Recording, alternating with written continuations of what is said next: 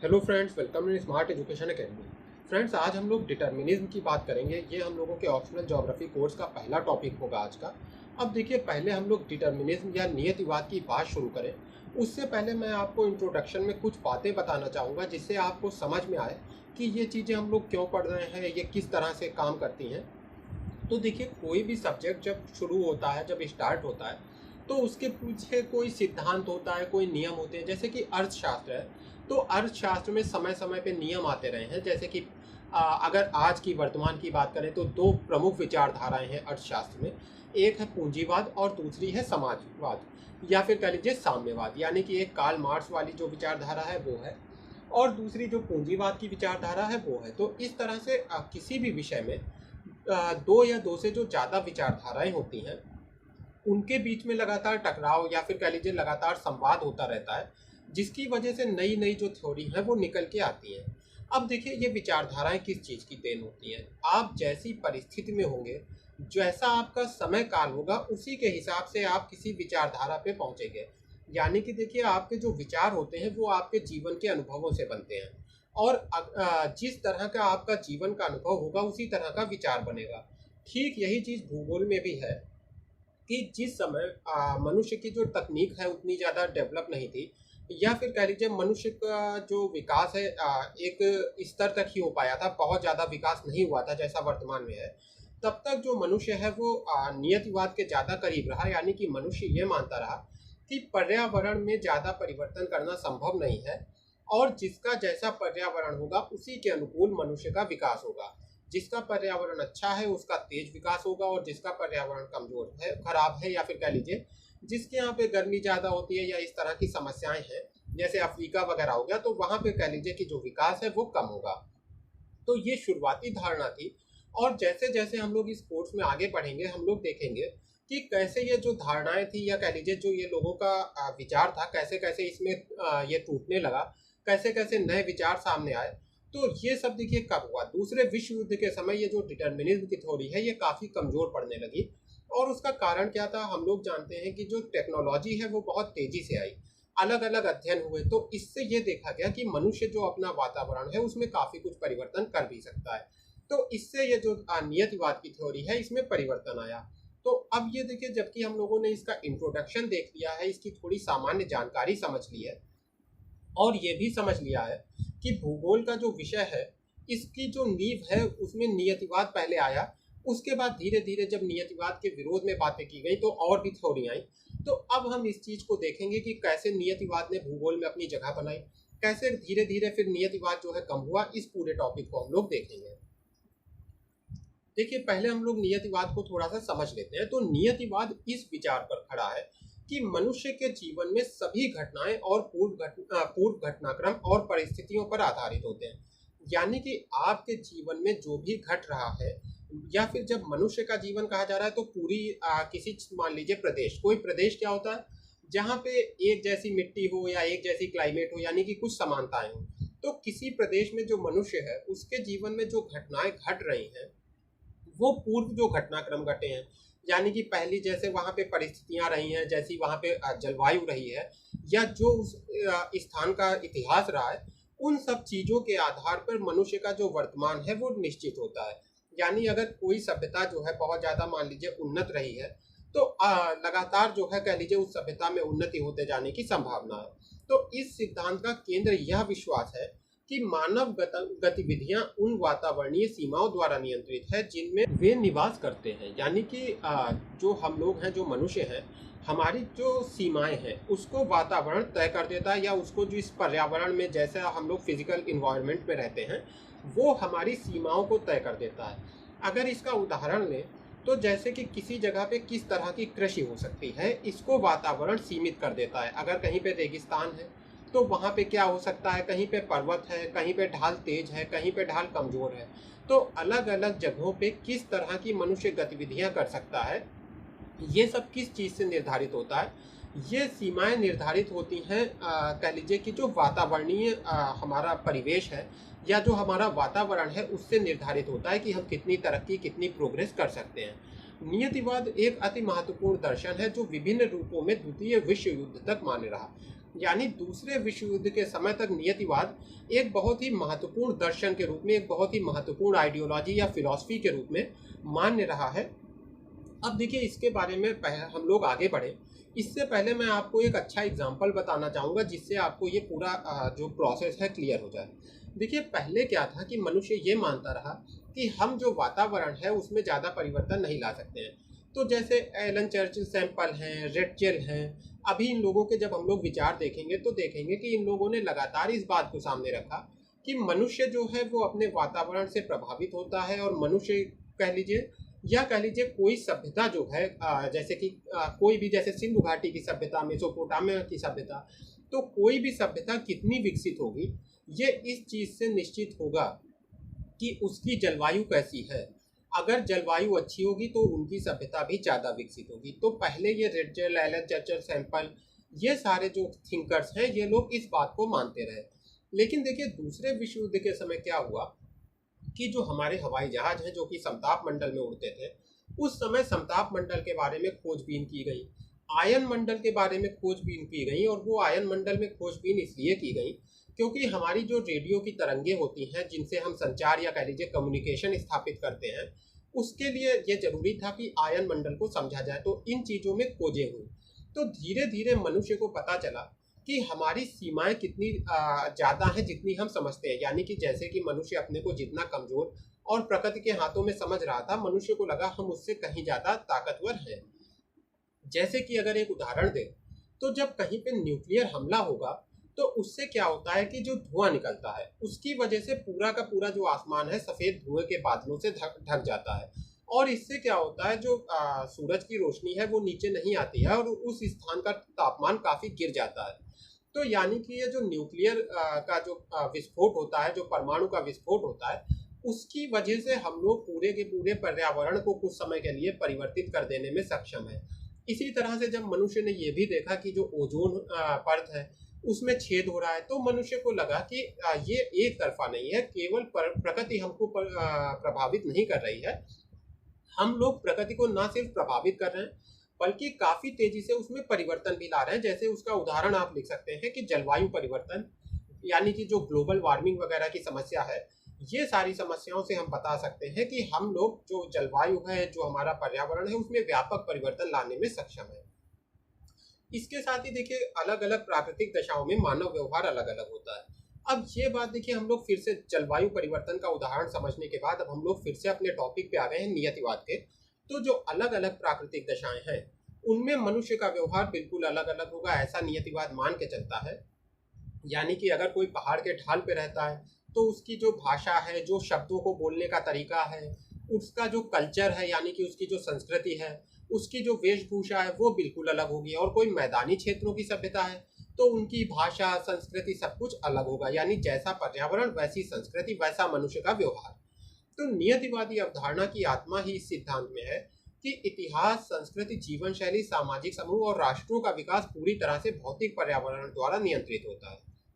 नियतिवादी अवधारणा क्या मान के चल रही है कि आपका जो इतिहास बनेगा, जो संस्कृति है, जैसी आपकी जीवन शैली होगी, आप क्या खाते हैं, किस तरह के कपड़े पहनते हैं, सामाजिक समूह आपका कैसा बनेगा, किस तरह का आपका समाज होगा, समाज की क्या सोच होगी, और राष्ट्रों का, किसी राष्ट्र का कितना विकास होगा, यानी कि कौन सा राष्ट्र आगे बढ़ेगा और कौन सा राष्ट्र आगे नहीं बढ़ पाएगा, ये सब चीजें भौतिक पर्यावरण द्वारा नियंत्रित है। नियतिवादी सामान्यतः मानव को एक निष्क्रिय प्रतिनिधि के रूप में देखते हैं जिनके ऊपर भौतिक कारक निरंतर प्रभाव डालते हुए मानवीय निर्णय को प्रभावित करते हैं। यानी कि देखिए नियतिवादी क्या मान रहा है कि जो मानव है वो कुछ ज्यादा नहीं कर सकता। निष्क्रिय प्रतिनिधि मतलब निष्क्रिय कौन होता है? जो कुछ कर ना सके। जैसे कि अगर एक तत्व निष्क्रिय है तो उसको आप कहीं पे भी डाल देंगे, उससे कोई रिएक्शन नहीं होगी। जैसे कि अगर आप पानी में पत्थर को डालें तो उससे मान लीजिए कोई रिएक्शन नहीं होती है, तो निष्क्रिय हो गया पत्थर। तो उसी तरह से माना गया कि मनुष्य को भी निष्क्रिय माना गया, और ये माना गया कि जो मनुष्य है वो भौतिक कारक से निरंतर प्रभावित होता रहता है। यानी कि आप जो निर्णय लेंगे वो जो आसपास के भौतिक कारक हैं उनसे निरंतर प्रभावित होंगे। जैसे कि किस फसल को उगाना है, इसके बारे में आप देखिए मॉडल भी हैं। यानी कि आप कौन सी फसल उगाएंगे ये इस चीज़ से डिसाइड होगा, इस चीज़ से इसका निर्णय होगा कि आपके जो भौतिक कारक हैं, यानी जो आपकी कौन सी हवाएं आपके यहाँ आती हैं, पछुआ आती हैं, या व्यापारिक हवाएं आती हैं, किस लैटिट्यूड किस लॉन्गिट्यूड पे आप रहते हैं, अक्षांश देशांतरी आपकी स्थिति क्या है। तो जो भौतिक कारक है उससे आपके निर्णय प्रभावित होंगे। नियतिवादी अवधारणा के प्रभाव से भूगोल को मानव पर्यावरण अंतर संबंधों के अध्ययन के रूप में देखा जाने लगा। अब देखिए ये बहुत ज्यादा इंपॉर्टेंट सेंटेंस है, अपने आप में ये पूरा एक आंसर लिए हुए है। मान लीजिए आपसे पूछा जाता है कि नियतिवादी अवधारणा ने भूगोल में कह लीजिए भूगोल के क्षेत्र में अपना किस प्रकार से योगदान दिया, तो अगर आप इसकी क्रिटिसिज्म लिख के चले आएंगे तो आपका आंसर गलत हो जाएगा। आपको ये बताना होगा कि नियतिवादी अवधारणा से किस तरह से भूगोल को फायदा पहुंचा। तो पहली बात है कि भूगोल जो है मानव पर्यावरण अंतर संबंधों के अध्ययन के रूप में देखा जाने लगा। इससे क्या हुआ, मनुष्य किस तरह से पर्यावरण से प्रभावित होता है इस चीज का अध्ययन किया जाने लगा और इसको लगातार समझा जाने लगा कि कैसे पर्यावरण मनुष्य के जीवन को प्रभावित कर रहा है। तो यानी कि भूगोल को एक दिशा मिली कि मनुष्य और पर्यावरण के अंतर संबंधों को देखा जाए। अब देखिए इसी प्रश्न का जो ऊपर हम लोगों ने बात डिस्कस की है, इसी का एक दूसरा प्रश्न हो सकता है, और बड़ी बात नहीं है कि किसी दिन ये आपके सामने यूपीएससी में हो, यानी कि किसी प्रश्न पत्र में आपको यूपीएससी के देखने को मिल जाए कि वातावरणीय नियतिवाद भूगोल का आधुनिक विज्ञान में प्रवेश था, स्पष्ट कीजिए या टिप्पणी करिए। तो अब यहाँ पे आपसे ये पूछा जा रहा है कि जो वातावरणीय नियतिवाद था उसने कैसे भूगोल को जो आधुनिक विषय है, जो आधुनिक विज्ञान है, उसके क्षेत्र में ला दिया। तो देखिए विज्ञान क्या होती है, पहले तो ये आपको पता होना चाहिए। विज्ञान कुछ भी नहीं है, किसी भी चीज की साइंटिफिक या फिर कह लीजिए वैज्ञानिक व्याख्या करना। यानी कि अगर कोई चीज है, कोई भी घटना घट रही है तो उसका कारण होगा। जैसे अगर सेब पृथ्वी पे गिर रहा है तो उसका कारण होगा। तो इस चीज की व्याख्या करना, यानी कि कोई घटना क्यों घट रही है, यही आपका विज्ञान है। अब देखिए क्या हुआ, अब हमें यह समझना है कि भूगोल आधुनिक विज्ञान में कैसे बदल गया। देखिए डार्विन का जो जैविक सिद्धांत है, जब वो आया तो उसने क्या किया, मनुष्य के जीवन की वैज्ञानिक आधार पर व्याख्या की। इससे पहले अधिकतर व्याख्याएं धर्म के आधार पर हुआ करती थी कि सारी बातें जो बाइबल में लिखा है या जो अलग अलग कह लीजिए ग्रंथों में लिखा है उसी चीजों को सत्य माना जाता था। जब डार्विन ने अपना जैविक सिद्धांत दिया तो मनुष्य की उत्पत्ति कैसे हुई, मनुष्य का विकास कैसे हुआ, इसकी एक वैज्ञानिक आधार पे कह लीजिए कि व्याख्या हुई। उसके बाद भूगोल का जो डिसिप्लिन है, जो ज्योग्राफी का डिसिप्लिन है या जो भूगोल का जो विषय है, इसने भी इस सिद्धांत को अपनाया, यानी कि इसने भी जीवन की व्याख्या करने का वैज्ञानिक आधार चुना। नियतिवाद ने भूगोल को एक वैचारिक आधार प्रदान किया और खोजें, मानचित्रीकरण और सीमा निर्धारण की व्यवहारिक पद्धतियां सामने आई। तो अब जब नियतिवाद सामने आया तो हमें यह पता करना था कि कैसे जो मनुष्य का जीवन है वो कह लीजिए कि पर्यावरण से या उसका जो प्राकृतिक वातावरण है उससे प्रभावित हो रहा है। इसके लिए क्या किया गया, अलग अलग खोजें हुई, मानचित्र बनाए गए, प्रदेशों की सीमा निर्धारित की गई। तो नियतिवाद की वजह से अब देखिए क्या हो रहा है कि धीरे धीरे जो विज्ञान करता है, यानी कि खोज करना, मानचित्र बनाना, सीमा निर्धारित करना, वो सब काम भूगोल विषय में होने लगे।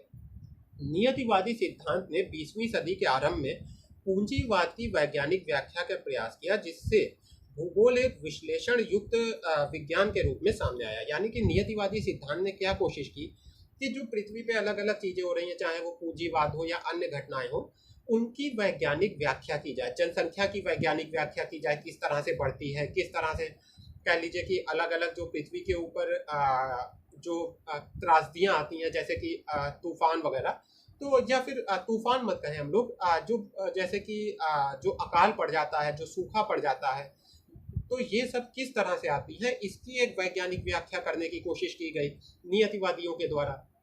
इसी तरह से पूंजीवाद किस तरह से किन देशों में फैल रहा है, इसकी एक विश्लेषण करने की कोशिश की गई। यानी जो काम विज्ञान करता है वो सारे काम करने की कोशिश की गई।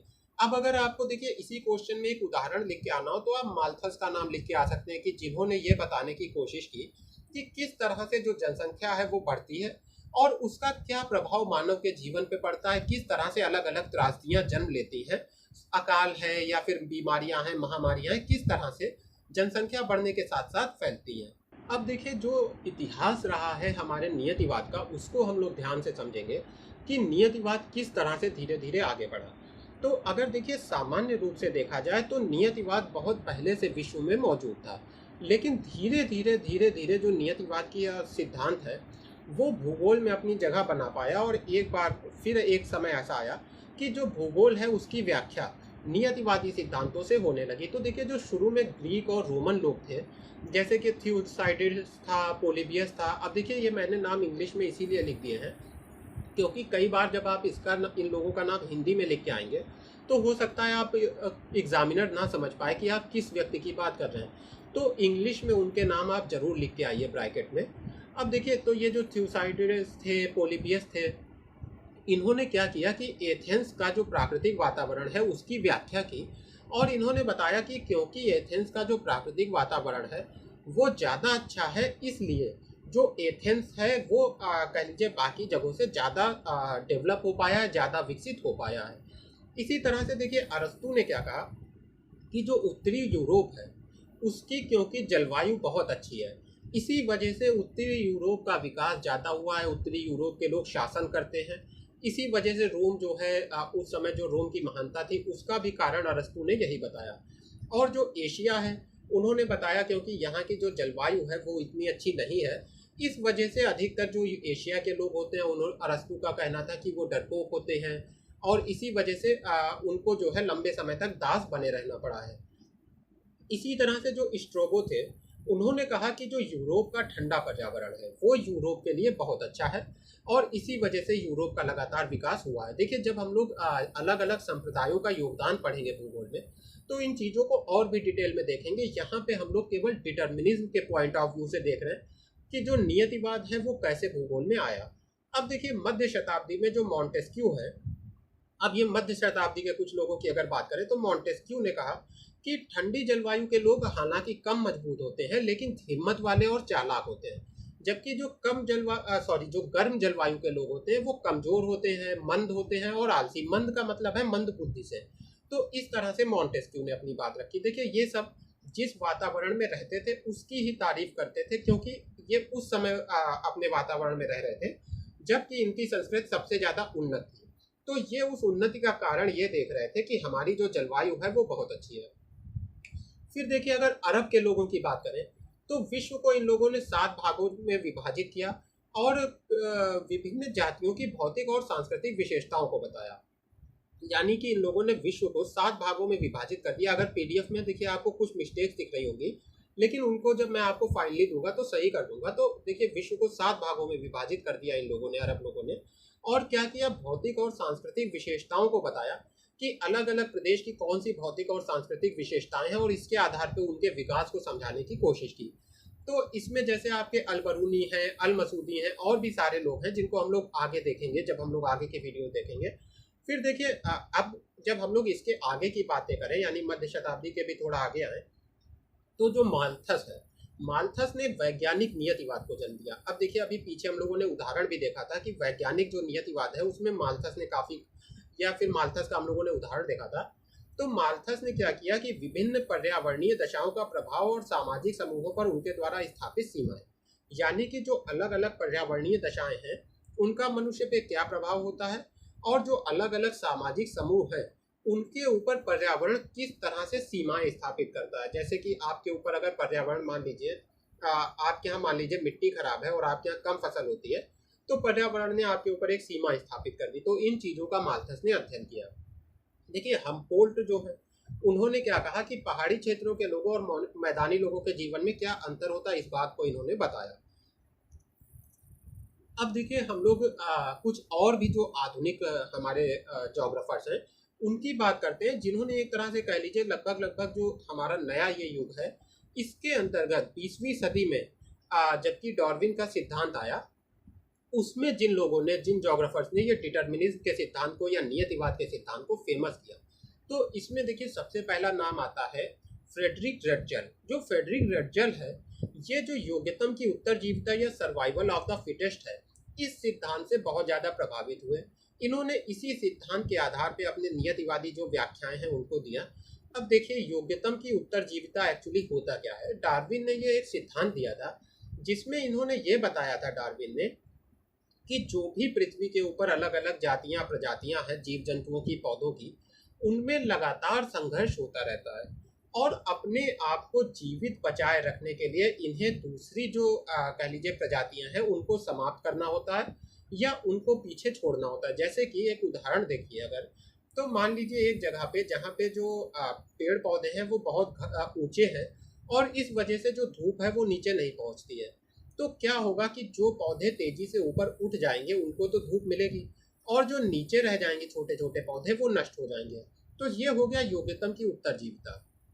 तो इसी आधार पर फ्रेडरिक रेडजल ने अपने सिद्धांत दिए। अब देखिए फ्रेडरिक रेडजल क्या कहता है कि human are creatures of their environment. मनुष्य अपने पर्यावरण के प्राणी है, यानी कि आप जो है, आप हैं, हम हैं। तो ये क्या है कि हम सब अपने पर्यावरण से ही कह लीजिए कि प्रभावित होते हैं। जैसा हमारा पर्यावरण होता है वैसे ही हम बन जाते हैं। अब देखिए कुछ चीज़ें इनके बारे में जानना इसलिए ज़रूरी है क्योंकि ऐसे क्वेश्चन यूपीएससी कर देता है। जैसे कि एक बार क्वेश्चन आया था कि जो एलन चर्चिल सैंपल थी वो निर्धारणवाद की बहुत बड़ी पोषक थी, यानी कि जो एलन चर्चिल सैंपल थी उन्होंने निर्धारणवाद को बहुत ज़्यादा सपोर्ट किया। ये क्वेश्चन आ चुका है, प्रूव करिए। तो जब ऐसे क्वेश्चन आएंगे तो आपको थोड़ा सा उनकी ऐसे जो थिंकर्स हैं उनके बारे में थोड़ा आपको डिटेल में जानना होगा। तो देखिए इन्होंने बुक लिखी एंथ्रोपोजियोग्राफिक, रेडजेल की बुक है एंथ्रोपोजियोग्राफिक, और इसमें जो है इसके माध्यम से उन्होंने कई सारी चीज़ों को समझाने की कोशिश की। जैसे कि जनसंख्या वितरण और घनत्व के ऊपर। घनत्व का मतलब हो गया कि किसी पर्टिकुलर स्थान पे कितने लोग रहते हैं, ज़्यादा लोग रहते हैं, कम लोग रहते हैं, या कह लीजिए प्रति इकाई क्षेत्र में रहने वाले लोगों की संख्या। तो इन चीज़ों के ऊपर इन्होंने स्टडी की कि जो अलग अलग क्षेत्रों का वातावरण या पर्यावरण है वो किस तरह से जनसंख्या वितरण और घनत्व को प्रभावित करता है। इसी तरह से impacts of physical environment to human behaviour, यानी कि मानव व्यवहार पर भौतिक पर्यावरण का क्या प्रभाव पड़ता है, हम लोगों का कैसा व्यवहार है, इसके ऊपर भौतिक पर्यावरण हमारा किस तरह से प्रभाव डालता है। और इन्होंने क्या किया, एक बड़ा इन्होंने ये काम किया कि इतिहास और भूगोल में अंतर संबंध स्थापित किया, यानी कि जो हमारे ऐतिहासिक रूप से हमारी घटनाएं घटी हैं किस तरह से वो भूगोल से प्रभावित होती रही हैं, और हिस्ट्री और ज्योग्राफी को कैसे एक साथ जोड़ के समझा जा सकता है। यानी कि इस सारी चीज़ों में इन्होंने अपनी बुक में बताया, इन सारी चीज़ों को इन्होंने एक्सप्लेन किया। देखिए ये जो लास्ट सेंटेंस है ये मैंने यहाँ पे डाल दिया है, लेकिन ये बात के लिए है, अभी हमारे काम का नहीं है। अब देखिए फ्रेडरिक रेडजेल के बारे में मैं आपको कुछ और बातें बताऊंगा डिटेल में, क्योंकि रेडजेल जो है बहुत ज़्यादा इंपॉर्टेंट टॉपिक है, कभी भी ये पूछे जा सकते हैं। तो फ्रेडरिक रेडजेल एक जर्मन भूगोलवेत्ता थे, और जो इनकी जो कह लीजिए छात्र हैं वो उनमें से एक थी एलन चर्चिल सैंपल। तो एलन चर्चिल सैंपल ने रेडजेल को बहुत फेमस कर दिया था अमेरिका में, आगे की स्लाइड्स में देखेंगे। तो जो फिलहाल रेडजेल ने तर्क दिया कि राष्ट्र राज्य प्रकृति में जैविक है। अब देखिए जैविक क्या है, जैविक चीज अभी हम लोगों ने देखा कि जीव अपना निरंतर विकास करता है, यानी कि अपना जो क्षेत्र है उसको बढ़ाता है। जैसे कि मान लीजिए वनस्पतियों का कोई क्षेत्र है तो वनस्पतियां लगातार कोशिश करेंगी कि अपने को फैलाएं और जगह पे पहुंचाएं। कोई भी जो जीव है वो अपनी आबादी में लगातार वृद्धि किया करता है। तो फ्रेडरिक रेडजेल कहते हैं कि जो राष्ट्र या राज्य है, या फिर कह लीजिए जो राष्ट्र राज्य है, यानी कि जो देश है अलग अलग, वो भी प्रकृति में जैविक होते हैं और इसलिए जीवित रहने के लिए उन्हें विकसित होना चाहिए। यानी कि जो देश अपना विकास नहीं कर पाएंगे, अपनी सीमाओं को नहीं फैला पाएंगे, वो नष्ट हो जाएंगे। ये बात रेडजेल ने बताई। दूसरे शब्दों में राज्यों को लगातार अतिरिक्त लेबनस्ट्राम यानी लिविंग रूम की तलाश करना चाहिए। तो इसको अगर आप अपने सामान्य शब्दों में लिख के आना चाहें तो ऐसे ही लिख के आ सकते हैं कि राज्यों को जो है लगातार अपने प्रसार के लिए प्रयास करते रहना चाहिए, क्योंकि राज्य एक जीवित चीज है और लोगों और प्राकृतिक पर्यावरण के बीच एक प्राकृतिक संबंध है। यानी कि जो हमारा प्राकृतिक पर्यावरण है और जो लोग हैं उनके बीच में एक प्राकृतिक संबंध होता है, एक कह लीजिए उनके बीच में इंटर रिलेशन बन जाता है प्रकृति और लोगों के बीच में। इसके अलावा राज्य ने लोगों और एक जगह के बीच एक जीवित संबंध प्रदान किया है। यानी कि जो राज्य है उसने क्या किया है, लोगों को, और जो जगह की जगह आप इन्वायरमेंट मान सकते हैं या फिर प्रदेश मान सकते हैं, तो जो लोग हैं और जो उनका प्रदेश है उसके बीच में एक जीवित संबंध स्थापित हो गया है राज्य के द्वारा। यानी कि राज्य जो है लोगों को और उनकी जो जमीन है उसके बीच में एक जीवित संबंध बना रहा है, एक तरह का लिविंग रिलेशन बना रहा है। पर्यावरण निर्धारकता का यह अनुप्रयोग अंततः एकमात्र अकादमिक अभ्यास से अधिक हो गया। यानी कि देखिए ये जो पर्यावरण निर्धारकता थी जिसमें इन्होंने सामाजिक डार्विनवाद का यूज किया। सामाजिक डार्विनवाद यानी कि जो डार्विन के सिद्धांत है उनको समाज वगैरह पे अप्लाई कर देना। ये क्या हुआ कि अब ये केवल एक अकादमिक अभ्यास नहीं रह गया। अकादमिक अभ्यास मतलब केवल एक ये आइडियोलॉजी या कोई थ्योरी नहीं रह गई, इसमें काफ़ी परिवर्तन आ गया। परिवर्तन देखिए क्या आ गया, इसका उपयोग एक राज्य द्वारा दूसरे राज्य को जीतने, न्यायोचित ठहराने या वैध बनाने के लिए किया जाता था। यानी कि मान लीजिए मेरा एक देश है, एक देश आपका है, तो आप क्या करते हैं, मेरे देश को जीत लेते हैं और आप ये कहते हैं कि इसमें मैं कुछ गलत नहीं कर रहा हूँ, ये नेचुरल है, योग्यतम की ही उत्तरजीविता होती है, क्योंकि हमारा देश मजबूत है और हमें इसे और मजबूत करना है, तो हम लगातार अपने देश की सीमाओं में प्रसार कर रहे हैं और इसलिए इसमें कोई गलत कदम नहीं है, कुछ भी अनैतिक नहीं है। देखिए समाज नैतिक और अनैतिक की बहुत ज़्यादा बात करता है, तो इसमें ये बात आती थी कि अब इसमें कुछ भी अनैतिक नहीं है, क्योंकि राज्य अपना निरंतर विकास करता है, क्योंकि राज्य भी एक जीवित चीज है। तो यूरोपीय साम्राज्यवाद की ऊंचाई पर जब यूरोपीय साम्राज्य फल फूल रहा था, इंग्लैंड, फ्रांस, पुर्तगाल, ये सारे लोग जब अलग अलग अपनी कॉलोनियां बना रहे थे, तो शिक्षाविदों ने क्या कहा कि जो महान औपनिवेशिक साम्राज्य हैं, इनको बेहतर यूरोपीय संस्कृति के प्राकृतिक विस्तार के रूप में चित्रित कर दिया। यानी कि ये जो महान महान औपनिवेशिक साम्राज्य हैं, या कह लीजिए बड़े बड़े जो औपनिवेशिक साम्राज्य हैं, इनके लिए ये कहा गया कि इनका जो प्राकृतिक वातावरण है, उसकी वजह से ही इनका जो विस्तार है वो प्राकृतिक रूप से हो रहा है। यूरोपीय संस्कृतियां क्योंकि अपने आप में बेहतर है दूसरी संस्कृतियों से, इस वजह से जो मध्य अक्षांशों के आसपास लाभकारी प्रकृति है या प्राकृतिक वातावरण है, उस वजह से कह लीजिए कि ये जो बड़े बड़े देश थे या फिर मध्य अक्षांशों के जो देश थे, फ्रांस हुआ, इंग्लैंड हुआ, ये लगातार अपनी तरक्की कर पा रहे हैं। तो स्वदेशी लोगों की कीमत पर अटलांटिक से प्रशांत तटों तक संयुक्त राज्य अमेरिका के विस्तार को सही ठहराने के लिए प्रकट भाग्य की अवधारणा का उपयोग इस तरह से किया गया था। यानी कि देखिए क्या कहा गया कि जो संयुक्त राज्य अमेरिका अपना विस्तार कर रहा था, जो अटलांटिक से प्रशांत तटों तक, अगर आप मैप में देखेंगे तो आप अटलांटिक और प्रशांत तटों को देख पाएंगे, तो वहाँ पे जो अमेरिका लगातार अपना विस्तार कर रहा था, अपने जो छोटे छोटे आइलैंड थे उनके ऊपर कब्जा कर रहा था। तो इसी चीज का, इसी ये जो प्रकट भाग्य की अवधारणा है कि ये जो भाग्य है अमेरिका का वो ही ऐसा है, या उसको प्रकृति ने ही ऐसा भाग्य दिया है, जलवायु की परिस्थितियां ऐसी दी हैं कि उसका विकास हो, तो इस तरह से इस बात को सही ठहराने का लगातार प्रयास करते रहिए। 1930 और 1940 के दशक में, अब देखिए सबसे ज़्यादा जो इसका दुरुपयोग किया वो किया हिटलर ने। 1930 और 1940 के दशक में जब जर्मनी अपना विस्तार कर रहा था, अलग अलग देशों को जीतता जा रहा था, तो उसने इसी सिद्धांत को इस्तेमाल किया कि हम जो हैं, हम ऐसी क्लाइमेट में पैदा हुए हैं, हमारा ऐसा पर्यावरण है कि प्रकृति हमारे लिए कह लीजिए रास्ते खोल रही है कि हम अपना विकास करें, अपनी सीमाओं को बढ़ाएं और दूसरे देशों को जीतें। तो एक तरह से इसका काफ़ी जो अनैतिक प्रयोग है वो किया गया नियतिवादी सिद्धांतों का, अपने अनैतिक कामों को नैतिक बताने के लिए। देखिए बात करते हैं जो अमेरिकी भूगोल पर रेटजेल का प्रभाव पहुंचा। यानी कि अभी हम लोगों ने जो रेटजेल की सिद्धांत देखे हैं, तो ये प्रभाव कैसे अमेरिका तक पहुंचा, इसमें जो बहुत बड़ा काम किया वो एलन चर्चिल सैंपल ने किया। तो जो एलन चर्चिल सैंपल थी, ये कमाल की लेखिका थी, इनकी जो बुक्स थी कह लीजिए ये बहुत ही अच्छे तरीके से लिखती थी अपनी बातों को, तो इस वजह से ये काफ़ी कुछ इनका लेखन कार्य फेमस हो गया। तो इनकी देखिए किताबें कौन सी हैं, इतिहास और इसकी भौगोलिक स्थितियाँ, यानी history and it's geographic conditions, और दूसरी बुक है influence of the geographic environment, भौगोलिक पर्यावरण के प्रभाव। तो ये इन्होंने कुछ किताबें लिखी और इन्होंने ये बताया कि मनुष्य विशेष रूप से भौतिक पर्यावरण का उत्पाद है। यानी कि मनुष्य जो है, वही बात फिर से आगे लिखिए, सबने लगभग लगभग वही बात कही है कि जो मनुष्य है वो अपने भौतिक पर्यावरण की देन है। जैसा उसका भौतिक पर्यावरण होगा वैसा ही मनुष्य का कह लीजिए आचरण होगा, मनुष्य के कद होगा, शारीरिक जो कह लीजिए रूप है, हर चीज़ उसके भौतिक पर्यावरण से डिसाइड होगी। इसी तरह से जो हटिंगटन था, उसने येल यूनिवर्सिटी के हटिंगटन, इन्होंने भी इस सिद्धांत को फेमस करने की कोशिश की। अभी देखिए अगली स्लाइड में हम लोग रेटजेल के बारे में काफ़ी डिटेल में पढ़ेंगे। पहले हम लोग डेविस की एक दो काम देख लेते हैं जो डेविस ने अपनी तरफ से काम किए थे, विलियम मॉरिस डेविस ने। उसके बाद अगली स्लाइड में सैंपल को देखेंगे। तो देखिए विलियम मॉरिस डेविस ने क्या किया, ये हार्वर्ड में पढ़ाते थे, तो इन्होंने कुछ बुक्स लिखी। इन्होंने एशिया का अध्ययन किया था, एशिया में अपने सर्वेक्षण कार्य किए थे और इस आधार पर इन्होंने पल्स ऑफ एशिया लिखी। इसी तरह से इनकी जो दूसरी किताब है सिविलाइजेशन एंड क्लाइमेट, तो ये इन्होंने दो किताबें लिखी, और भी किताबें लिखी होंगी, लेकिन यहाँ पे रेफरेंस के लिए हम लोग दो किताबें समझ लेते हैं, पल्स ऑफ एशिया और सिविलाइजेशन एंड क्लाइमेट। तो इसमें इन्होंने बताया influence of climate on human occupancy and immigration. तो इसको देखिए मैं हिंदी में टाइप करना भूल गया हूँ, लेकिन मैं आसानी से आपको समझा दूंगा।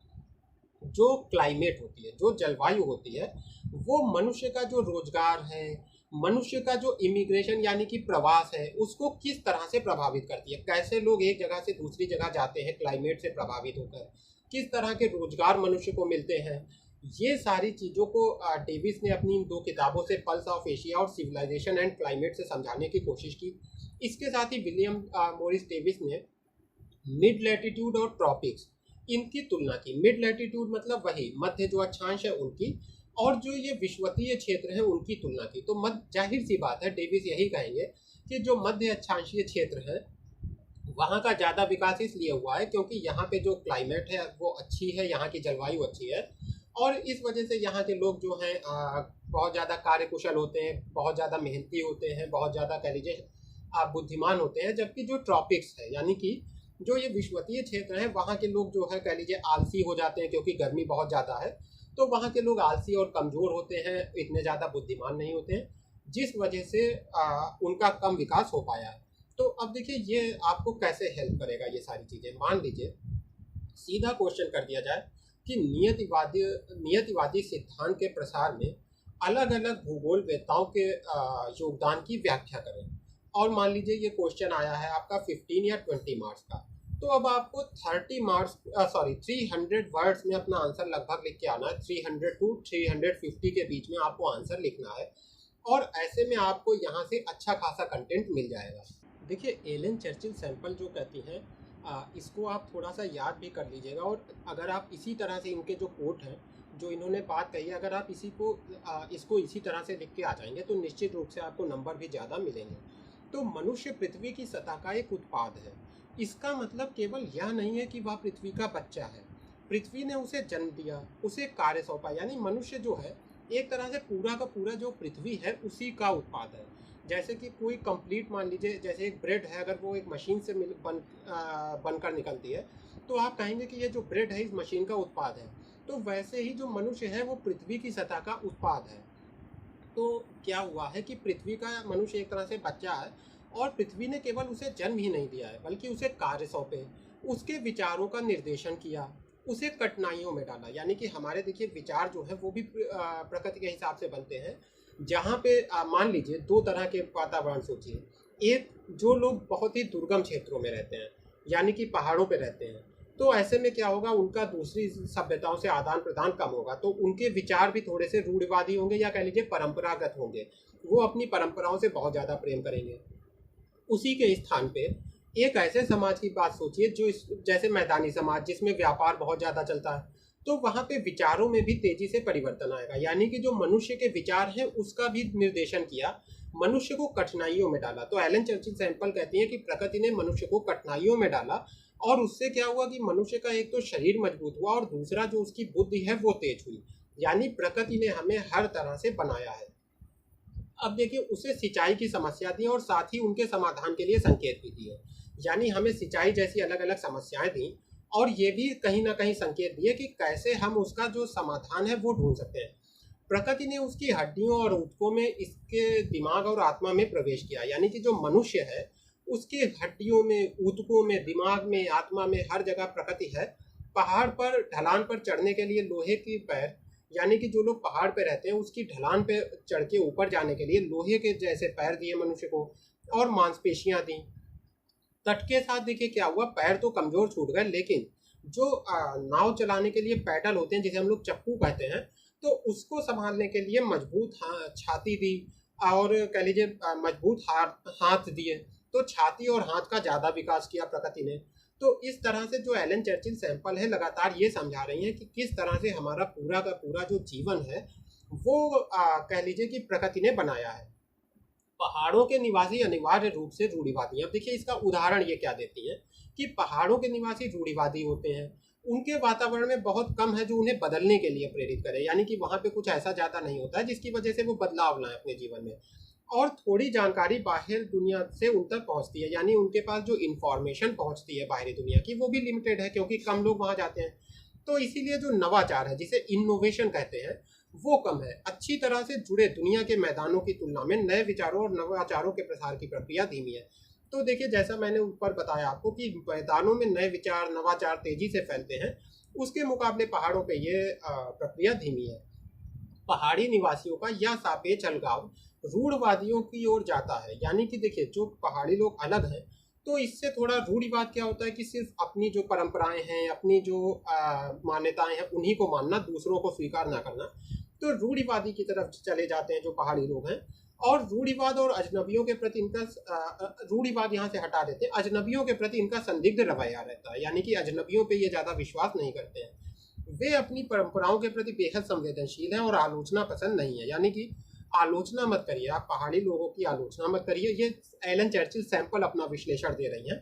और जो पहाड़ी लोग हैं वो अपने परंपराओं को बहुत प्रेम करते हैं, उनके पास मजबूत धार्मिक भावनाएं हैं और परिवार को बहुत ज़्यादा प्यार करते हैं। अस्तित्व के लिए जो कड़वा संघर्ष हुआ, यानी कि पहाड़ों पर रहने वाले लोगों को जीवित रहने के लिए हर दिन जो संघर्ष करना पड़ता है, उससे पहाड़ी पुरुष एक तो मेहनती बने, दूसरा मितव्ययी यानी कम खर्च करने वाले बने, भविष्यवान और ईमानदारी यानी कि भविष्य पे नजर रखने वाले और ईमानदार बने।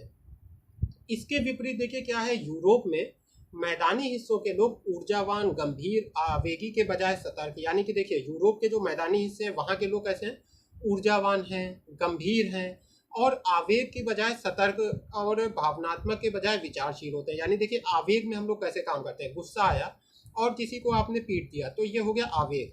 तो आवेग के बजाय सतर्क, किस कंडीशन में क्या करना चाहिए इसके बारे में निर्णय लेने वाले। और भावनात्मक की जगह विचारशील, यानी भावना में बह के काम करने की जगह विचार के आधार पर कार्य करना। तो ये सारी उन्होंने क्वालिटी बताई यूरोप के मैदानी क्षेत्रों की। देखिए, भूमध्य सागरीय क्षेत्र के लोग जहाँ समशीतोष्ण और सौम्य जलवायु है, विनोदी, खेलप्रिय और कल्पनाशील हैं क्योंकि जीवन आसान है।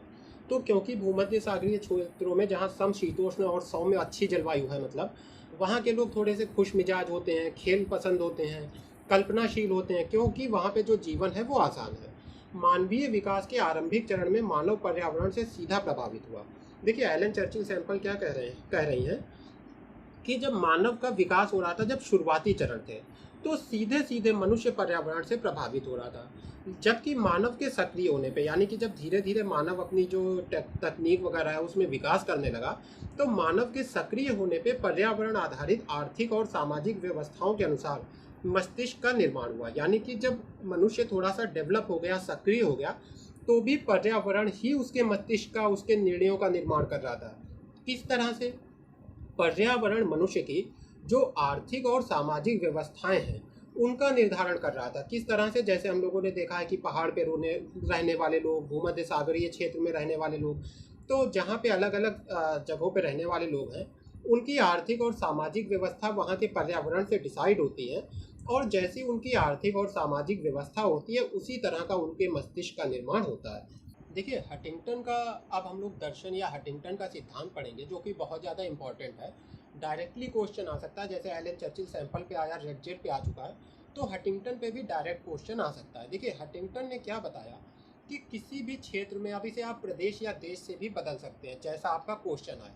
तो किसी भी प्रदेश में सभ्यता की सर्वोच्च उपलब्धियाँ हमेशा एक विशेष प्रकार की जलवायु से बंधी होती हैं और जलवायु में विभिन्नता संस्कृति के इतिहास में स्पंदन को जन्म देती है। यानी कि मान लीजिए एक संस्कृति है ये, तो इसमें जो सबसे सर्वोच्च समय होगा इसका, जिसमें इसका सबसे ज़्यादा विकास होगा, सबसे ज़्यादा इस संस्कृति में पैसा होगा, इसके कल्चर का जब सबसे ज़्यादा विकास होगा, तो वो कब होगा? जब एक विशेष प्रकार की जलवायु इस संस्कृति को उपलब्ध हो जाएगी। और जैसे जैसे ये जलवायु में परिवर्तन आएगा, वैसे वैसे ये जो संस्कृति है वो भी अपनी जो कह लीजिए उपलब्धियां हैं उनको खोने लगेगी। इसके पास जो धन कमाया इसने, उसको ये खोने लगेगी, अपनी संस्कृति को खोने लगेगी। तो देखिए, हटिंगटन ने बताया कि काम के लिए सर्वश्रेष्ठ जलवायु कौन सी है? ऐसी जलवायु जिसमें थोड़ी विविधता हो और तापमान एक निश्चित सीमा के भीतर गिर गया हो। यानी कि बहुत कम भी तापमान ना हो लेकिन बहुत ज़्यादा भी ना हो। तो उन्होंने एक उत्तेजक जलवायु और उच्च सभ्यता के बीच सहसंबंध के बारे में लिखा। यानी कि हटिंगटन ने बताया कि एक जो उत्तेजक या कह लीजिए एक जो अच्छी जलवायु है और जो एक उच्च सभ्यता है, उसके बीच में किस तरह से संबंध स्थापित होते हैं। और उन्होंने इसके लिए उदाहरण किसके यूज़ किए थे? यूके यानी यूनाइटेड किंगडम और यूएसए का जो न्यू इंग्लैंड है उसके। इस आधार पे इनके यूके और न्यू इंग्लैंड के आधार पे के अध्ययन के आधार पे इन्होंने बताया था कि किस तरह से एक जो श्रेष्ठ जलवायु है, जिस जो कि ये इस तरह की जलवायु है, किस तरह से ऐसी जलवायु एक उच्च सभ्यता को जन्म देती है। फिर देखिए इन साइकिल्स को प्रूव करने के लिए, इन साइकिल्स का कह लीजिए एक अपना प्रमाण देने के लिए उन्होंने क्या किया कि जो ग्रीस का स्वर्ण युग है या पश्चिमी यूरोप में जो पुनर्जागरण हुआ और लोहे में जो चक्रीय उतार चढ़ाव होता है, यानी कभी लोहे की मांग बढ़ जाती है या लोहे के दाम बढ़ जाते हैं, कम हो जाते हैं, इसी तरह से उत्पादन जो होता है अलग अलग, और यहाँ तक कि शेयर की जो कीमत होती है, यानी जो हम लोग जानते हैं शेयर बाजार, तो शेयर बाजार में जो शेयर की कीमत होती है, इन सभी चीज़ों को इन्होंने हंटिंगटन ने जलवायु चक्र से जोड़ दिया।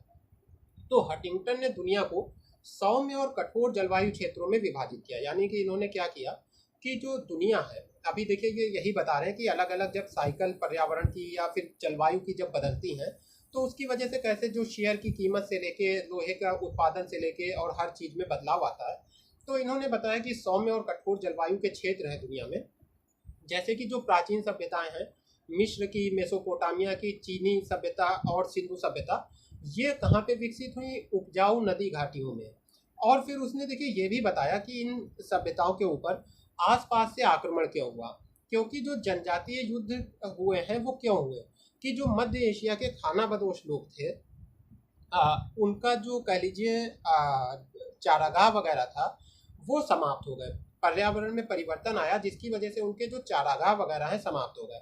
तो इन खानाबदोश लोगों ने मजबूरी में क्या किया कि ईरान, इराक, तुरान, तुर्किस्तान, मध्य एशिया, चीन और भारत जैसे और पूर्वी यूरोप में इन लोगों ने कह लीजिए अपने छापे मारे। जैसे मंगोलों ने बहुत बड़ा क्षेत्र जीत लिया था जिसमें ईरान से लेके और यूरोप तक, यानी एशिया से यूरोप तक का बहुत बड़ा हिस्सा शामिल था। तो ये क्यों हो पाया? क्योंकि इनका जो खुद का चारागाह था, जो खुद का संसाधन था, वो समाप्त हो गया। तो फिर यह उस परिस्थिति में लड़ाकू योद्धा बन गए। तो विज्ञान और प्रौद्योगिकी के क्षेत्र में अमेरिकियों, यूरोपीय लोगों की उन्नति चक्रवाती मौसम और समशीतोष्ण जलवायु परिस्थितियों के कारण रही है। यानी कि अमेरिकी और यूरोप लोग इतना आगे क्यों है विज्ञान और प्रौद्योगिकी में? क्योंकि उनके यहाँ जो अच्छा चक्रवाती मौसम है, जो समशीतोष्ण जलवायु है, इसलिए।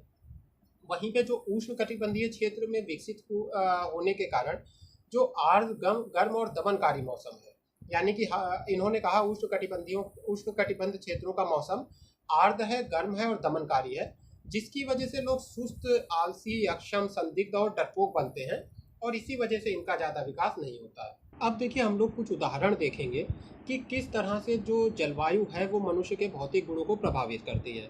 और ये देखिए उदाहरण इसमें से कुछ माजिद हुसैन की बुक से लिए हैं, कुछ मैंने और जगहों से लिए हैं। तो जैसे कि जो काला सागर की जलवायु है वहाँ पे जंगल पाए जाते हैं, तो इसीलिए जो ग्रामीण क्षेत्र है वहाँ पे घरों का निर्माण किस चीज़ से होता है? लकड़ी से होता है। तो यानी कि यही बताया जा रहा है कि जो जलवायु है वो कैसे मनुष्य को प्रभावित कर रही है। तो इसी के साथ देखिए आप और एक एग्जांपल दे सकते हैं कि जो मेडिटेरियन रीजन है, यानी कि जो आपका भूमध्य सागरीय क्षेत्र है, वहाँ पे घर ऐसी ईंटों से बनाए जाते हैं जो गर्मियों में ठंडी हो जाती हैं और सर्दियों के मौसम में गर्म हो जाती हैं। तो इस तरह से आप अलग अलग उदाहरण दे सकते हैं सेटलमेंट के।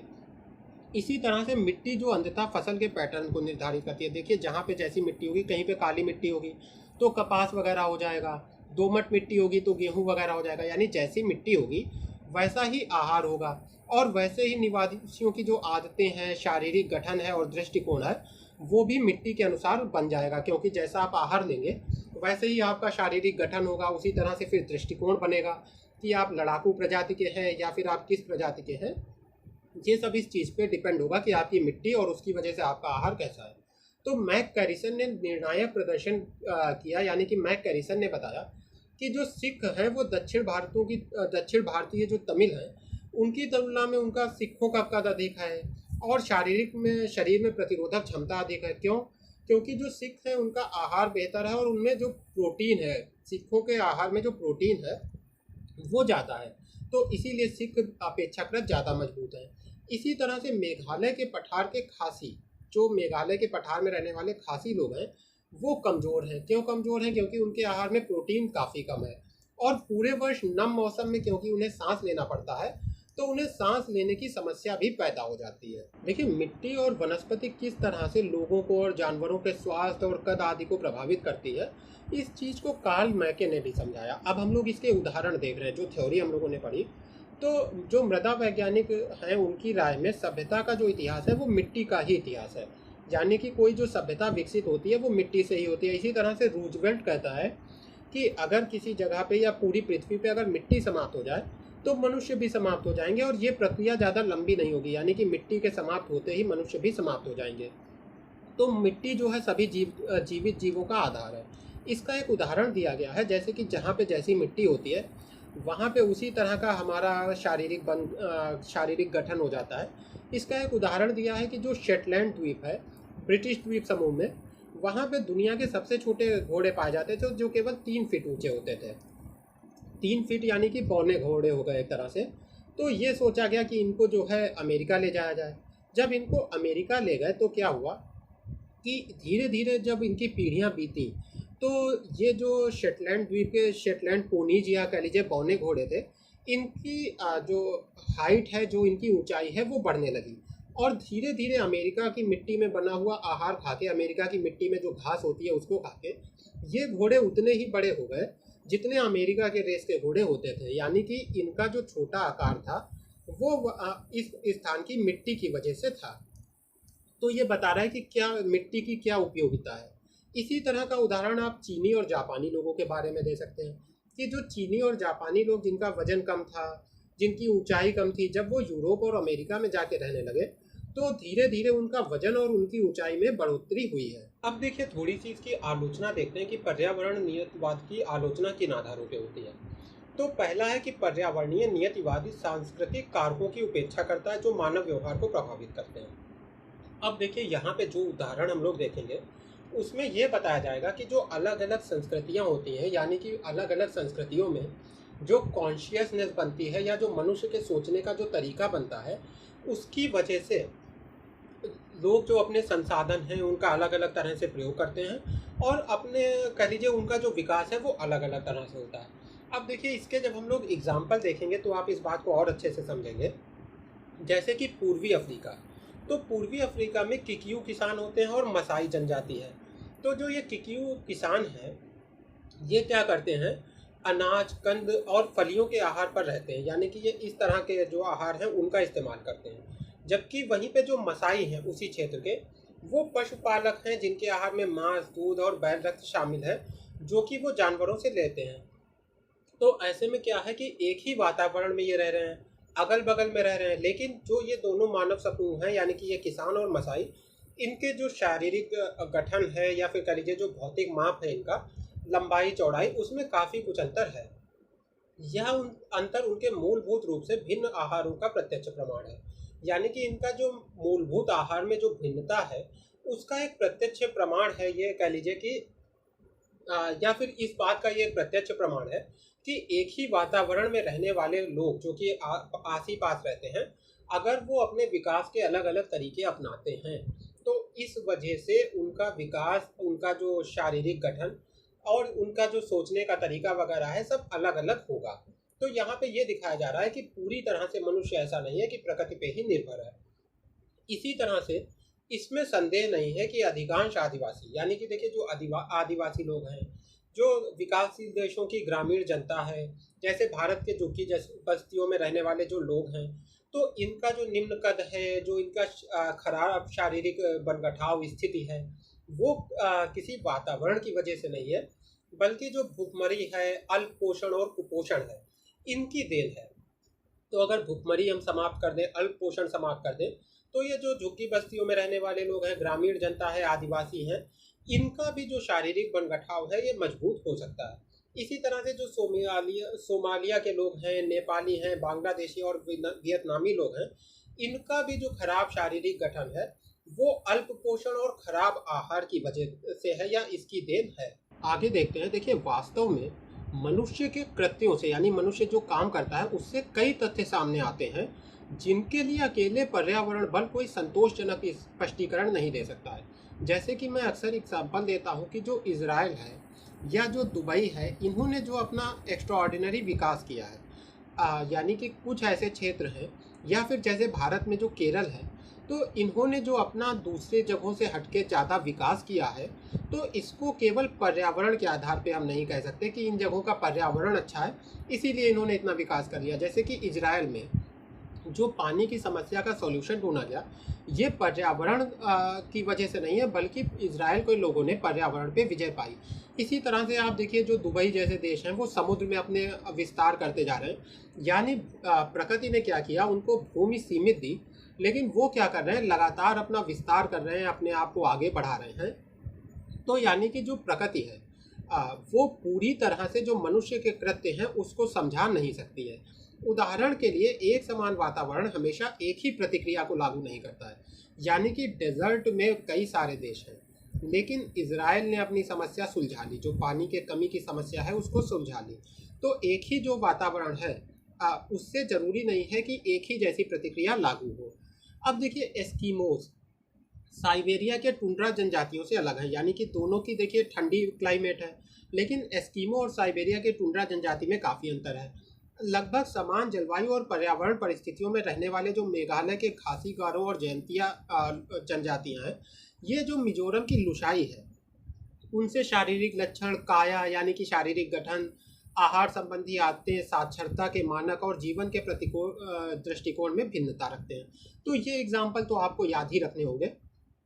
फिर देखिए एक यहाँ पे जो हम लोग बात करने जा रहे हैं, इसे ध्यान से समझिए, इसे कहते हैं इंटरलिंकिंग ऑफ टॉपिक्स, यानी कि कैसे जो टॉपिक हैं उनको इंटरलिंक किया जाता है। देखिए यहाँ पे ये बताया गया है कि संसाधन तो सभी के पास होते हैं, और ये परिभाषा रिसोर्सेज की बेसिकली जिमरमैन ने दी थी। जब रिसोर्स आपको पढ़ाऊंगा तो जिमरमैन को हम लोग डिटेल में देखेंगे।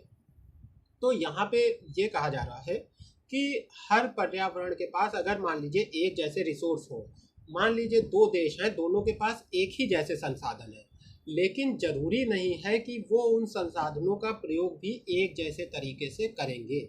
जैसे कि अफ्रीका के पास देखा जाए तो जो जल संसाधन है वो बहुत ज़्यादा है, लेकिन जो जल विद्युत परियोजनाएं हैं वो अफ्रीका में इतना ज़्यादा विकसित नहीं हो पाई हैं। यानी कि ये देखिए ज़रूरी नहीं है कि अगर एक सभ्यता के पास जो संसाधन है वही दूसरी सभ्यता के पास भी हो तो दोनों सभ्यताओं का विकास एक जैसा होगा। ये डिपेंड करेगा कि जो सभ्यता है उसकी जानकारी का स्तर, उसकी तकनीक का स्तर क्या है, उसकी संस्कृति क्या है, उसका जीवन के प्रति दृष्टिकोण, जीवन शैली क्या है। अब जैसे कि ऐसे कह लीजिए सभ्यताएं जो इनोवेशन में, जो नवाचार में बहुत ज़्यादा इंटरेस्ट रखती हैं, जाहिर सी बात है उनका जो तकनीकी विकास है वो बाकी सभ्यताओं से ज़्यादा होगा। इसी तरह से मान लीजिए जो पेट्रोल है, तो देखिए पेट्रोल तो संसाधन के रूप में सदैव उपलब्ध रहा है, लेकिन जिन सभ्यताओं को धीरे धीरे जानकारी मिलती गई कि पेट्रोल का उपयोग किया जा सकता है, उन्होंने पेट्रोल को संसाधन में बदल दिया। यानी कि मनुष्य जो है वो ये चीज़ डिसाइड कर रहा है कि जैसे जैसे उसकी उन्नति हो रही है, तो मनुष्य ये डिसाइड कर रहा है कि कौन सी चीज़ें संसाधन होंगी और कौन सी चीज़ें संसाधन नहीं होंगी। यानी कि मुख्य भूमिका क्या निभा रहा है, मनुष्य की जानकारी। ये भी देखा गया है कि भूमि की समान भौतिक स्थिति में विभिन्न लोगों के लिए उनके पर्यावरण के प्रति अलग दृष्टिकोण, इसके उपयोग करने में भिन्न उद्देश्य और तकनीकी कौशल के विभिन्न स्तरों के कारण काफ़ी भिन्न अर्थ हो सकते हैं। यहाँ पे देखिए सेम वही बात आई है कि जो आपका उद्देश्य है, जो आपका तकनीकी कौशल है, उसके हिसाब से आप जो अलग अलग आपके पर्यावरण में उपलब्ध चीज़ें हैं उनका आप अलग अलग तरह से इस्तेमाल करेंगे। अब देखिए जैसे कुछ और उदाहरण दिए हैं, जैसे जम्मू और कश्मीर के जो गुर्जर और बकरवाल हैं, वो ढलान पे, पहाड़ों की ढाल पे रहते हैं और चारागाह वगैरह का उपयोग करते हैं, ढालों को चारागाह वगैरह के रूप में प्रयोग करते हैं, खाना बदोश है। जबकि जो कश्मीरी लोग हैं वो समतल क्षेत्रों में रहना पसंद करते हैं, धान की खेती करते हैं, बाग लगाते हैं और कृषि योग्य भूमि का उपयोग करना पसंद करते हैं, और ये लोग कृषक हैं। यानी कि एक ही क्लाइमेट में अलग अलग तरह के समुदाय उभर रहे हैं। या हो सकता है कि मशीनरी की शुरुआत किसी देश के कृषि योग्य क्षेत्र को कम कर देगी या वांछित मानी जाने वाली मिट्टी को बदल देगी। देखिए इसमें यह कहा जा रहा है कि ऐसा हो सकता है कि जब मशीनरी बढ़ जाए उसकी वजह से जो कम भूमि है उसमें आप ज़्यादा प्रोडक्शन कर लें, इसकी वजह से आपको ज़्यादा कृषि भूमि की ज़रूरत ना पड़े, या जिस तरह की आपको मिट्टी चाहिए है तो मिट्टी में जिन चीज़ों की कमी है उसको आप पूरा कर दें उर्वरकों का यूज़ करके। तो यानी कि जो मिट्टी है उसमें मनुष्य परिवर्तन ला सकता है, जो कृषि की भूमि है उसमें परिवर्तन ला सकता है। उदाहरण देखते हैं, एक प्रकार की संस्कृति के लोग घाटियों में ध्यान केंद्रित कर सकते हैं, जबकि एक ही क्षेत्र के अन्य प्रकार के लोग उपजाऊ भूमि पे बस्तियां बना सकते हैं। यानी कि अलग अलग, देखिए यहाँ पे बार बार वही बात आ रही है कि अलग अलग संस्कृतियों के लोग अपने रिसोर्सेज या अपने संसाधनों का इस्तेमाल अलग अलग तरह से करते हैं। देखिए गेहूं, जौ, जैतून और जैतून जैसी जो फसलें हैं, तो ये क्या है कि भूमध्य सागरीय देशों में बहुत ज़्यादा इनकी कह लीजिए खेती हो रही है। पर ये कैसे वहाँ पे पहुँचे? मानव प्रयास की वजह से। वैसे ही कश्मीर और हिमाचल प्रदेश में सेब और बादाम मनुष्य की रचनाएं हैं। पंजाब और हरियाणा में बासमती चावल उगा लेता है मनुष्य केवल, जहाँ पे 50 सेंटीमीटर वर्षा होती है। वहाँ पे अच्छे जो उच्च जल की आवश्यकता वाली जो किस्म होती है बासमती चावल जिसे कहते हैं, तो इसमें पानी जिसमें बहुत ज़्यादा चाहिए होता है, जबकि बारिश केवल कितनी होती है? 50 सेंटीमीटर। फिर भी पंजाब और हरियाणा में इनकी खेती होती है बासमती चावल की। ये मनुष्य की कह लीजिए प्रयास का परिणाम है। पश्चिम बंगाल, उड़ीसा और नागालैंड के दीमापुर में जो गेहूं की खेती होती है वो किस वजह से होती है? जो उच्च उपज वाली बीज होते हैं, जो उच्च उपज वाले बीजों की किस्में होती हैं, उनके इस्तेमाल करने से ऐसा हो पाया, यानी कि गेहूं की खेती हो पाई है इन जगहों पे। अब देखिए कुछ हम लोग विचारकों की बात करते हैं, अलग अलग विचारकों ने इस बारे में क्या कहा है। तो बैरो ने पर्यावरणविद प्रतिमान के भीतर से एक बड़ी आलोचना शुरू की, जहां उनका तर्क है कि मनुष्य और पर्यावरण के बीच के संबंधों को मानवीय समायोजन के दृष्टिकोण से देखा जाना चाहिए। यानी कि जो मनुष्य और पर्यावरण है उसको जब हम लोग उसके अंतर संबंध पढ़ रहे हैं, तो हमें ये देखना चाहिए कि मनुष्य कैसे जो पर्यावरण है उसके साथ अपना तालमेल स्थापित करता है, कैसे उसमें कुछ परिवर्तन लाता है, कुछ खुद में परिवर्तन लाता है, क्योंकि इससे सभी कारकों को मान्यता और उनके उचित मूल्यांकन की संभावना अधिक थी, या कह लीजिए अधिक है। यानी कि देखिए जब हम लोग मनुष्य और पर्यावरण के समायोजन को देखेंगे कि कैसे जो मनुष्य है वो पर्यावरण के साथ अपने को समायोजित करता है या उसके साथ कह लीजिए एक तरह से तालमेल बिठाता है, तो इसमें जो और भी कारक हैं यानी सभ्यता, संस्कृति, मनुष्य का दृष्टिकोण, तो उन कारकों को भी मान्यता मिल पाएगी और उनका भी उचित मूल्यांकन हो पाएगा कि किसी सभ्यता के विकास में जो प्रकृति है और जो अन्य कारक हैं उन्होंने क्या भूमिका निभाई है। मार्क्स ने भी देखिए एक बार इस प्रकार की प्रक्रिया दी थी, या प्रतिक्रिया कह लीजिए दी थी। मार्क्स ने खुद एक बार इस प्रक्रिया को वर्णित किया है कि लोग बाहरी प्रकृति पे काम करते हैं, यानी हमारा जो बाहर की प्रकृति है इस पे हम लोग कार्य करते हैं और इसे बदलते हैं, और इस तरह एक साथ अपने स्वयं के स्वभाव को बदलते हैं। यानी कि हम लोग क्या करते हैं, पहले बाहरी प्रकृति पे कार्य किया और इसे बदल दिया, और इस तरह से जो हम इस प्रोसेस में हम खुद भी अपने आप को बदलते रहते हैं। अब देखिए कार्ल सायर क्या कहते हैं। कार्ल सायर ने 20वीं शताब्दी के आरंभ में कहा कि पर्यावरणीय नियतिवाद ने क्षेत्र की संस्कृति के बारे में सामान्यीकरण कर दिया, यानी कोई प्रदेश या कोई जो क्षेत्र है उसकी संस्कृति को बहुत सामान्यीकृत कर दिया, उसको कोई ज़्यादा महत्व नहीं दिया। और प्रत्यक्ष अवलोकन, यानी कि जो सीधे हम लोग देख के चीज़ों को ऑब्जर्व करके जो सीखते हैं, या जो अन्य शोध के आधार होते हैं उनके परिणामों को अनुमति नहीं दी, क्योंकि जब सब पर्यावरण से ही नियंत्रित हो रहा है तो हम लोग प्रत्यक्ष अवलोकन, शोध, इन सबको कैसे बीच में लाएंगे। इसके परिणाम स्वरूप अंततः पर्यावरण नियतवाद से पर्यावरणीय संभववाद की ओर बदलाव हुआ। यानी कि धीरे धीरे इन चीज़ों से क्या हुआ, जो पर्यावरण को नियतिवादी माना जा रहा था उससे पर्यावरण का संभववाद की थ्योरी आई, जिसे हम लोग आगे देखेंगे। तो कार्ल सायर ने क्या कहा एक बार फिर से बता देता हूँ कि देखिए जब आप संस्कृति को ज़्यादा सामान्यीकृत कर देते हैं, यानी आप संस्कृति को ज़्यादा महत्व नहीं देते हैं मानव के विकास में, तो इससे क्या होता है, जो प्रत्यक्ष अवलोकन है, जो और भी शोध के काम है, वो कह लीजिए हतोत्साहित होते हैं। स्पीट ने पर्यावरण निर्धारकों के कट्टर दृष्टिकोण की आलोचना की। यानी कि ये जो पर्यावरणवादी हैं, जो पर्यावरण के आधार पर निर्धारित करते हैं कोई सभ्यता कैसी होगी या कैसी है, तो उनका जो दृष्टिकोण है जो बहुत कट्टर है, जो वो कह लीजिए बहुत ही एक रिजिड दृष्टिकोण अपनाते हैं, उसकी आलोचना की स्पेट ने। वो कहते हैं स्पेट यानी कि अकेला पर्यावरण अर्थहीन है, मनुष्य के बिना पर्यावरण का कोई अस्तित्व नहीं है। यानी मनुष्य के योगदान को भी वो एक तरह से महत्व दे रहे हैं। भौगोलिक वातावरण प्रादेशिक विभिन्नताओं के कारकों में से एक है और यह समाज के माध्यम से कार्य करता है। यानी कि जो बहुत सारी प्रादेशिक विभिन्नताएं होती हैं, एक प्रदेश जो दूसरे प्रदेश से अलग होता है, एक देश का विकास जो दूसरे देश से ज़्यादा होता है, तो इसमें भौगोलिक वातावरण एक कारण है। यानी कि और जो ये भौगोलिक वातावरण है ये भी अपने आप को समाज के माध्यम से इसका कार्य होता है। तो और भी यानी कि एक ही ये कारण नहीं है, और भी बहुत सारे कारण होते हैं जिसकी वजह से एक देश या एक प्रदेश दूसरे प्रदेश से ज़्यादा विकसित हो जाता है। तो देखिए, फिर एक ऑस्ट्रेलियाई लेखक हैं, वो ये कहते हैं कि जो छोटे छोटे क्षेत्र हैं, यानी कि जो सीमांत कटिबंध वगैरह हैं, जैसे फ्रैंकफर्ट के जो सीमांत कटिबंध है, तो जो छोटे क्षेत्र हैं वहाँ पे तो आप ये मान सकते हैं कि जो जलवायु है, जो भौतिक कारक हैं, यानी नदी पहाड़ पठार, ये जो भौतिक कारक हैं इनकी भूमिका कम होती है।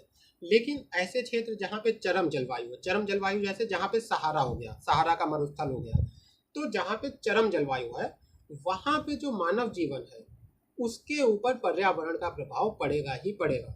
यानी कि कुछ हद तक मनुष्य अपने पर्यावरण में कुछ जगहों पे परिवर्तन लाता है, छोटे छोटे जगहों पे, लेकिन जो चरम जलवायु वाले क्षेत्र हैं वहाँ पे मनुष्य के ऊपर पर्यावरण का प्रभाव पड़ता है। तो एक तरह से इन्होंने बीच की बात रखी है, दोनों का कह लीजिए पक्ष लिया है।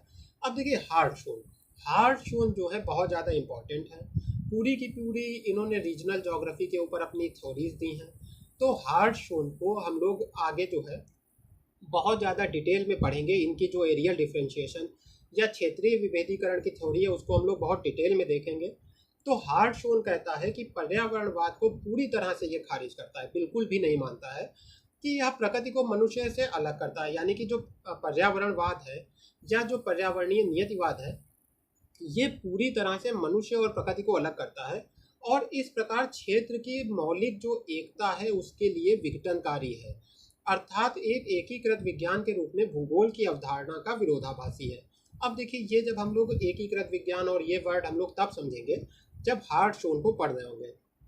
तो संक्षेप में बड़े पैमाने पर हम नियतिवादी हो सकते हैं, जबकि स्थानीय पैमानों पर हम संभववादी या सांस्कृतिक और सामाजिक सामाजिक निर्धारणवाद के गुण देख सकते हैं। तो बड़े पैमाने पर जैसे देखा सहारा में, हम नियतिवादी हो सकते हैं कि सहारा जैसा मरुस्थल है तो वैसे ही वहाँ के लोगों का जीवन होगा, जबकि जो छोटे छोटे प्रदेश हैं वहाँ पे संभववाद, सांस्कृतिक और सामाजिक निर्धारणवाद, इनका भी स्थान बचता है। तो फ्रेंड्स, ये आपका नियतवाद का मैंने पूरा टॉपिक करा दिया है। अगर आपको इस टॉपिक में कोई डाउट है, कोई क्वेश्चन है जो आपके मन में है, तो वो सब आप मुझसे पूछ सकते हैं। इसका पीडीएफ आपको कुछ ही देर में अवेलेबल हो जाएगा।